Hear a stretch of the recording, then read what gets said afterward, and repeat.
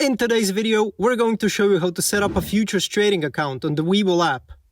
If you're ready to take your trading to the next level, keep watching. Start by downloading the Webull app from your app store and log into your account. If you don't have an account yet, you'll need to create one first.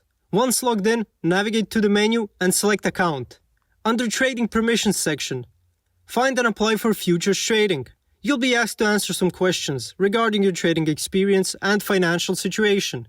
After your application is approved, you'll need to review and accept the terms and conditions for future trading on Webull.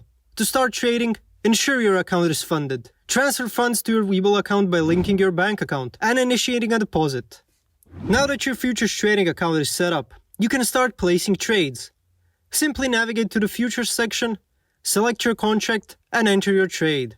Thanks for watching. If this video was helpful, please like and subscribe to our channel for more tips and tutorials. See you next time.